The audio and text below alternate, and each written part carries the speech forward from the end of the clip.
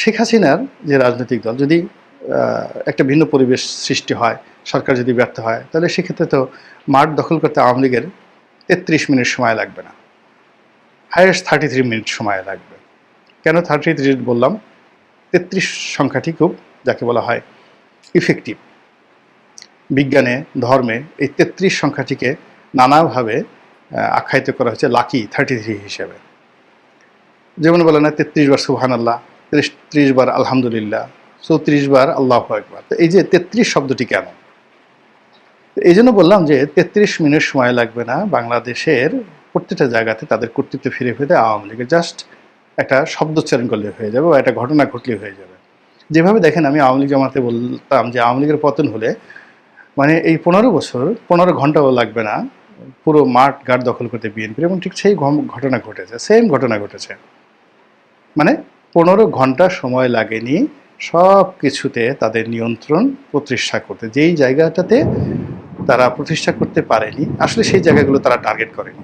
শেখ হাসিনা কেঁদেছেন, আহাজারি করেছেন। এই যে এখন তার যে সকল অডিও বার্তা আসছে, কথাবার্তা আসছে, তাতে এই যে তাপস চলে যাচ্ছে, তাপসের সঙ্গে কথা বলছে, মানে যা কিছু সামনে আসছে, তার যেটা মানবিক দুর্বলতা, তার সরকারের যে পতন, এটা যে সেই চীন সফরের আগের থেকে শুরু হয়ে গিয়েছিল, এটা এখন ব্ল্যাক অ্যান্ড হোয়াইট।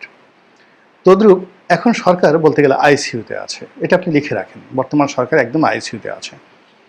এই সময়টাতে যত বেশি ঐক্যমত্য কমিশনের বৈঠক হবে, সেখানে হাতাহাতি, মারামারি, কাটাকাটি, গণ্ডগোল হবে এবং যাকে বলা হয় বিশ্রী একটা অবস্থা তৈরি হবে। দে শুড স্টপ ইট।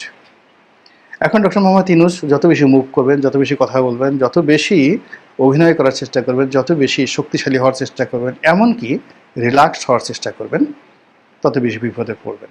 ফলে তাকে উচিত হলো খামোশ হয়ে যাওয়া। কিন্তু খামোশ না হয়ে তিনি যে কাজগুলো করছেন, আপনি দেখেন। আজকের এই ভিডিওটা আজকেই করলাম, কালকে যে ভিডিও করবো সেই ভিডিওতে এই যে মানিক মিয়া অভিনীত যারা জুলাই আগস্ট বিপ্লবের যে ঘোষণা, সেই ঘোষণার যে ফলাফলটা কী হয় জাস্ট দেখেন। শুধুমাত্র এতটুকু ইন্ডিকেট গেলাম, এখানে আনন্দ করার মতো, ফুর্তি করার মতো বা সেলিব্রেট, উদযাপন করার মতো কিছুই ঘটবে না। আর যা কিছু ঘটবে তা সরকারকে আরও বিব্রতকর অবস্থার মধ্যে ফেলবে। কাজেই এই সরকারকে নিয়ে যারা এই সরকারের সাথে জড়িত খুব ঘনিষ্ঠভাবে, এই সরকারের এই ১১ মাসে যারা ডিজিএফআই এজেন্ট হিসেবে কাজ করেছে, যারা মানে এনএসআই এজেন্ট হিসেবে কাজ করেছে, এবং বিভিন্ন রাজনৈতিক নাটকে যারা মঞ্চস্থ করার চেষ্টা করেছে, এবং বড় বড় রাজনৈতিক দল থেকে ছোট ছোট রাজনৈতিক দলের যে সমস্ত কুশীলবরা রয়েছেন, যারা এই ১১ মাসে বর্ণচোরা হওয়ার চেষ্টা করেছেন, মুনাফিক হয়ে দেশটাকে সর্বনাশের পথে ঠেলে দিয়েছেন, এবং কিছু টাকা, কিছু পদ পদবি এবং অন্য কোনো সুযোগ সুবিধার বিনিময়ে যারা পুরো জাতির সঙ্গে প্রতারণা করেছেন, এই টোটাল গ্রুপটি আগামী ১ থেকে ১.৫ মাসের মধ্যে just vanish. Nothing, nobody will exist. কেউ থাকবে না। বাকি থাকবে কারা? মূল যেটা রাজনৈতিক দল বিএনপি এবং আওয়ামী লীগ।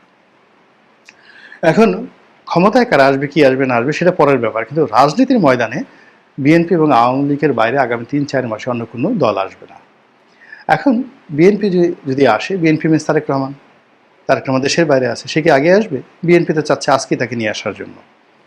উপজেলা থেকে, ইউনিয়ন থেকে একদম ঢাকা শহরের সব জায়গা তাদের কর্তৃত্বে নিতে ১৫ ঘন্টার সময় লাগছে।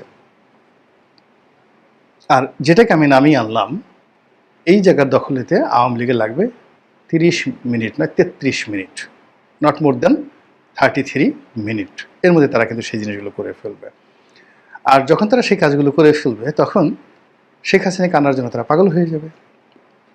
এখন বিএনপিও চেষ্টা করবে, আওয়ামী লীগও চেষ্টা করবে। এখন লন্ডন থেকে যদি একাত্তরে যাত্রা করে, মানে একই ফ্লাইটে একই দিনে যাত্রা করে, কোনো একটা শুভক্ষণে শেখ হাসিনাও যাত্রা করলো, তারেক রহমান সাহেব যাত্রা করলো, আপনারাই বলেন তো কে আগে আসবে? নাম্বার 1। নাম্বার 2 হলো, যদি ওইরকম একটা পরিস্থিতি তৈরি না হয়, তাহলে কি ঝুঁকি নেওয়ার জন্য শেখ হাসিনা এবং তারেক রহমান দুজনকে আসবেন? কে আগে আসবেন? আমার কাছে মনে হচ্ছে কেউ আগে আসবেন না, ব্যক্তিগতভাবে আসবে না। তবে একটা সুসময়, একটা সুন্দর পরিস্থিতি উভয় দলের জন্য যদি সৃষ্টি হয়, দুজনই আগে আসার জন্য চেষ্টা করবেন। তারেক রহমান সাহেবও আগে আসার চেষ্টা করবেন, শেখ হাসিনাও আগে আসার চেষ্টা করবেন। কারণ কে আসে, দিল্লি থেকে আগে ফ্লাইট আসে না লন্ডন থেকে আগে ফ্লাইট আসে, সেটা সময় আসলে দেখা যাবে। কিন্তু কালকে এই বিরূপ পরিস্থিতিতে তারেক রহমান সাহেব আসবেন, বা শেখ হাসিনা কালকে বাংলাদেশে আসবেন, এসে এখানে সব কিছু মোকাবেলা করবেন, তারেক রহমান সাহেব দল গোছাবেন, ইলেকশনে সব কিছু মনিটরিং করবেন, শেখ হাসিনা এসে মামলা মোকদ্দমা মোকাবেলা করবেন। আমার কাছে মনে হচ্ছে যে এটা মানে আমি যদি এই ধরনের কথাবার্তা বলি, বিএনপি এবং আওয়ামী লীগের যারা লোকজন আছেন তারা বলবেন যে আমি নির্বোধ দেখেছি, বেকুব দেখেছি, এই গোলাম মাওলা রনি এর মতো কোনো বেকুব দেখিনি। কাজে এই বিষয়গুলো অবান্তর। মূল ব্যাপার হলো সামনে যেটা রাজনৈতিক মেরুকরণ আসছে, রাজনৈতিক একটা ফিল্ড তৈরি হচ্ছে, যেখানে আওয়ামী লীগ এবং বিএনপিকে অনিবার্য করে তোলা হবে এবং তাদেরকে সামনে এগিয়ে আনা হবে। এবং সেই এগিয়ে আনার ক্ষেত্রে যদি -2 থিওরি না হয়, অর্থাৎ বেগম জিয়া, তারেক রহমান, তারপরে শেখ হাসিনা, সজীব ওয়াজেদ জয়, পুতুল, এদেরকে মাইনাস করার যদি একটা মাস্টার প্ল্যান না থাকে, তাহলে তারেক রহমান সাহেব এবং শেখ হাসিনার মধ্যে বাংলাদেশে আসার জন্য একটা রীতিমতো দৌড়াদৌড়ি শুরু হয়ে যাবে, প্রতিযোগিতা শুরু হয়ে যাবে।